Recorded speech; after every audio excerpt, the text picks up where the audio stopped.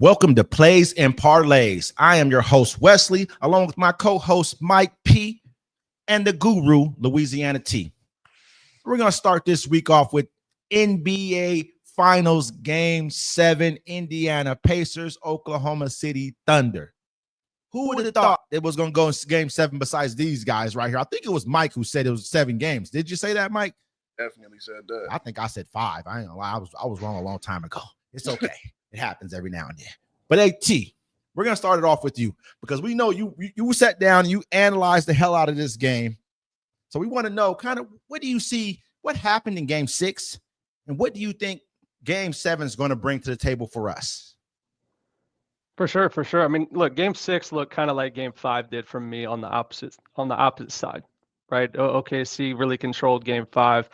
Pacers just completely outplayed them Game 6. I mean, the hustle plays were different. I mean, you had guys that are the hustle players like Alex Caruso coming off the bench and supposed to give you solid minutes. He normally gets double-digit points. He was minus 33 on his point differential while he was on the floor. Excuse my language. He didn't do anything. Nothing. That guy didn't do anything. Nothing. Zero points. 0 points in 22 minutes. He gave you 3 rebounds, 2 assists, 1 block, 1 turnover, while he was on the floor, nothing's happening. Normally he's that energy guy that gives you the boost, right? They only had 57 points with 2 minutes left in the third quarter. Their offense was terrible. They couldn't shoot the ball. They rebounded probably the worst that I've ever seen them do this whole time. I think the top person was Chet on 6 rebounds. 6 boards. This guy's, what is he, 7'1"? You got him and Harkins, things like that. It didn't like they didn't play any minutes. The minutes were there. They played, but they just couldn't rebound. Now back to you. Go back to you, T. I don't mean to cut you off, but I had no, not at all. And like I said, the bench got outplayed completely. The hustle plays weren't there. You had, I mean, SGA did his thing. I guess he had 21 points. He's always going to give you 20 plus. I feel like. No, he didn't do anything, man. He averaged 30 on the season. That's on the season. That's over an 82 game season. You averaged over 30 points a game. No, you did not do your thing. If you give me 21, you're my he only MVP. played 30. He only played 30 minutes compared to 40 overall on normal games that he normally does. Because it was over so quickly. That's what I'm saying to you. This game was over so fast that the tempo was way different for them. I feel like it was a throwaway game, is what it looked like to me, man. Let me say this to you. They probably got about 6 or 7 players off the bench who got over 10 minutes. Mm-hmm. That says a lot. We all know that. I mean, don't get me wrong. They use their bench, but not like this. It tells me that you let somebody blow your sock. You know what I'm saying? You got blown out the gym. That's just what happened. They were planning to go back Game 7 is what it looked like. But once they went down 10 plus points, I think the coaching mindset changed to, okay, let's manage the minutes a little bit. Let's rest these starters and let's come back Game 7 ready to roll. I mean, you can look on the other side. Look, I can pretty much just tell you how bad OKC played. That would be taking away a lot of kudos to the Pacers here. The Pacers really played a really solid game. The starters, I feel like, played a normal game for me. Nobody was even in the 20s. Siakam played a great game, 13 rebounds, 16 points. Halliburton gives you 14. That's been kind of his average this whole series, to be honest with you. He's kind of right in that range. But McConnell and Toppin off the bench played fantastic. Yeah. Those two, honestly, McConnell's been the game changer this entire series for me, especially Game 5. He started coming on. Game 6, he just kills it. If they win, that they better give that dude a bonus, him and Toppin, because those two. He's out of there. For me. Someone's picking him up. He's the next Deladova. He's gonna get a $20 million deal. Does he deserve it? Who knows? About $10 million extra dollars to a contract next season. 12 points, 9 rebounds, 6 assists, 4 steals. I mean, let's just be real here. Now, Mike, smallest guy on the floor, by the way. Mike, going off of what T's saying right there. What was your take on the overall game? I mean, what were we watching here? Were we watching someone, was it a throwaway game for these guys? Or did you think that the Indiana Pacers just took the game from them? Like, hey, this is us. This is our game. We're going to bully you out of it. We're going to play solid up it. I mean, they had 6 players over double figures. It's not like, they weren't performing. I mean, there's no team that wants to win the championship in the other city. You know what I'm saying? Like, they want to win that at home for their fans where they at. So I could definitely see it being a throwaway game. Now, I'm not going to just sit there and act like that's the only reason why the Pacers won. Both of these teams are hungry, right? I already said it was going to go to Game 7 2 games ago because of this. You know what I mean? Both of these teams are hungry. Neither of these teams have won a championship. So throw it in everybody's face, Mike. You were right. We're going to give you. You were right. Go ahead. It was meant. meant to be though. Like, you know what I'm saying? Like, both of these teams have never won a championship. They both hungry. That hunger to be able to get this ring, this first ring, and that's going to be historic for whoever wins this right now. You know what I'm saying? So Absolutely. go back and forth. Now this game 7, even with this game 7, it's going to be a dogfight in my opinion. You know what I mean? This last game, I think like when they first started out, because they started off pretty decent. I think they had like, I believe like it was like 25 points in the first quarter, but then 17 in second and 18 in the third. So it's just like they either just slowed down after and was just like, all right, we're gonna end up just losing it just to go to the next game, or they had that in their mentality and then they ended up trying to slow down. You know what I mean? Like that's how when you look at it as well, so you look at it's 7 for 8 from free throw range. From that's Shea Gilgeous. Jalen only had 4 for 5. In some of the games I've seen earlier in the series, they had double-digit free throws.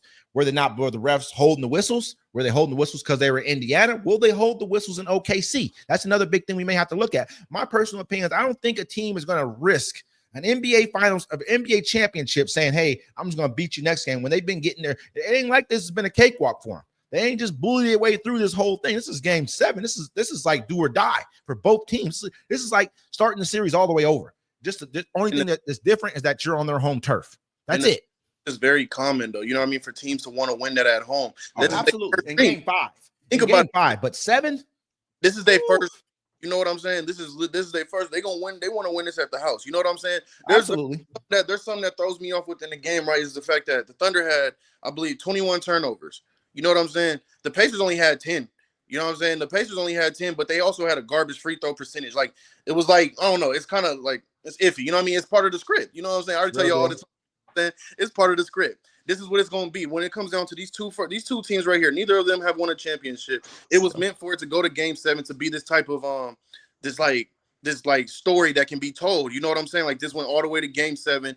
And when you play with teams that have none, it turns into something that becomes like basically one of the best series. This is going to go down as storyline in the storyline for the storyline for the NBA. I tend to agree. Okay, now let's focus on. Okay, we see what we saw in this game right here. Mm-hmm. It can't be seen again. We've seen Chet Holmgren do absolutely nothing. I mean, this guy didn't do anything. I mean, he had 4 points. 4 points, man. This is one of your stars. To me, that's normal. Trade him. I'm at a point right now. I'm like, trade him right now. You know what I mean? But I like Chet, and I think that Chet's hurt. Genuinely, I really believe he's hurt. He looks very fragile out there, like he's playing tentative. But man, that's a star of yours. You look up and down that team right there. I mean, you don't see anyone stepping up to the plate. SGA has showed me on several different occasions that he may not be. This might just be his first time in a big scenery like this, but he may not be what we're giving him credit for. 21 points in a closeout game where you could have stopped this series from going any further. You're supposed to calm this whole thing down and get into your game. SGA is a scorer. Here's what he is pretty much. I mean, I don't give him. He's a defender. He gets good. He has a lot of steals every single season. Give him that. But you're a scorer. Period. And you come in this game with 21 points, that's a problem for me. So where do we see game 7 going? That's what I want to know from you, LT. Man, you know what? Game 7, the last 2 games have been poor for me on one way or the other, right? So I think this game's going to be a little bit closer for sure. I think this should be the nice closeout game to the series as far as a nice close score. I think the big difference makers for me on each team are going to be Alex Caruso and Chet Holmgren. For OKC, they're going to have good games. If they don't play well, Pacers are going to win no matter how they play. We've seen that. I mean, look at the Pacers stats last game. That would line up with that, right? And then for the Pacers, I really do think it comes down to those 2 bench role players as far as Toppin and McConnell. Whenever those 2 are playing well, the Pacers win. When they're not, they don't. And then your starters are going to do what they do, right? SGA has got to get 30 plus. He's got to be that go to the basket scorer. He's got to take over the game in certain parts. He's got to really close out well. He has to hustle. Last game he didn't hustle, right? So he's got to bring that energy level to this one. But like I said, Alex Caruso, I think, is going to be that key guy for this game. I really do. What about Jalen Williams? I don't want to leave him out of this either. Jalen Williams has to go over 24, 25 Jalen just went points. from 40 to 16. Right, 40 to 16 is a big difference. That's going to be a loss for you. Jalen's look, he's going to have to show up this game. He's going to have to give you 25 plus like he does. So I do think this is going to be a game where you're going to have your stars take over and that 1 or 2 player bench rotation that can really roll and rock with you. I don't think you're going to see as many players play this game at all. I think you're going to see probably 8, 9 max from each team. Before you give me your prediction on who you think is going to take game 6, so when I roll over to you, Mike, on this one right here, do you feel like the Pacers are playing their best basketball right now? This is are we seeing this out of the Pacers? Are we feeling like their bench right now is just overpowering the OKC's bench, or do you think that this is something that can be adjusted for game 7 for the OKC, and there's a possibility they can adjust to what's happening? Because right now I feel like they were overwhelmed last game in my eyes. That's just how I kind of look at it. What do you think about, like, do you think that it's just going to be a bench game, or do you think that, hey, OKC may be able to adjust to some of the little things that we saw happening last game? And you're asking me this, right? Yes. I feel like overall, it could be something that was overwhelming as far as being the last game. Something that it could have been their last game. You know what I mean? A lot of pressure is on them and everything. These bench players did exactly what they were supposed to do. These bench players did exactly what they're supposed to do, and they might be able to try to adjust, but honestly, a lot of people don't give the bench players that much credit. You're worried about the starters. Most of the film you watch is based on these starters and all these types of things. You might watch the 6-man, maybe. You know what I mean? But when you got 2 to 3 bench players that's going to come out and do their thing like how these players play, that's a heat check right there. They're going to probably, 9 times out of 10, if nobody stops this next game, they're going to go out there and do the same thing. Go crazy again and become a good key role in the situation. You know what I'm saying? Let me say this to assist the point too. Matherin only had 2 points, and that's another one of their key bench players over there. So they're really not out of bullets right there. When we really think about what they can really do off the bench. We forgot about him. He'll come out. He's a killer. He don't always kill. He's one of them dudes who like to chill a lot. Now, at times you might not even hear from him. 2 points. I mean, 2 of those 3 have to go off, though, in my opinion. I think 2 of the 3 have to play really, really solid games in order for them to win. That point as well, like you're very surprised about Chet playing how he played. Chet, that's honestly so normal to me by now, man. Chet be playing like that all the time. It blew my mind to see who he is and what type of caliber of player he can be. But he always been playing like this. He did this even earlier in the season. You know what I'm saying? So it's like it's not surprising. It doesn't matter how important the situation is. He's gonna have to come through, though. You know what I mean? Do I think he will? I don't know, because he does this a lot. He plays like this more than he has a good game. Yeah. In my opinion, this is normal to me. You know what I'm saying? So let me go back to T. Let me ask now. Hey, everything we've seen this series, I know you've been an OKC Thunder guy this entire series. Let me know who you got going into game 7 and why. Game 7 is going to be OKC. They've played fantastic coming off of losses this entire season. I don't see that stopping tonight. I think they close it out game 7. OKC. He's been consistent. He's been consistent, guys. This is he's been saying this the entire time. We'll go ahead and give you that one. He said OKC game 7. Mm-hmm. Mike, the guy who we have to sit back and say, yes, you said it would go 7 games. I'm gonna keep it real. I said 5 a long time ago. I probably switched teams 2 or 3 times. I don't normally do that, but you know what I mean? For some reason, this series kind of threw me off, and and it made me feel like, man, I think Indiana's going to beat this team. OKC has been playing like OKC to me. They don't look like, but maybe Indiana's playing like Indiana. That's what I'm not really recognizing. Right. Who do you got going into game 7 and why? See, with me, it was, of course, I was all down Thunder, you know what I mean? Like I said, I completely underestimated Indiana. This last time we had this podcast last weekend, my answer will probably still stay the same, right? Like, I seen it going to game 7, but I told y'all I don't see who's going to win it because the hunger on both of these ends and they're both trying to get this first ring, man. So it's like, at this point, I'm really just watching it. You know what I'm saying?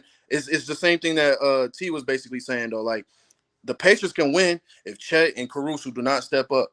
And Williams has always been a solid player from the 3. That man is a dog at the 3, and people don't really see that or really talk about it as much as they're supposed to. Mm-hmm. And the Thunder can win if these bench players don't step up. Honestly, the starters really need to step up too. Halliburton need to get his game right. Honestly, 14 is normal. That is normal. But them assists, he didn't have nothing. You know what I'm saying? If they 5 or 6 assists, it could go either or, really. You know what I'm saying? I see what the Thunder try to do as far as they trying to win this ring at home. But honestly, it can go either way. So really, I'm just watching it. You know what I'm saying? I'm just watching it, just enjoying the game. I'm going to give a prediction.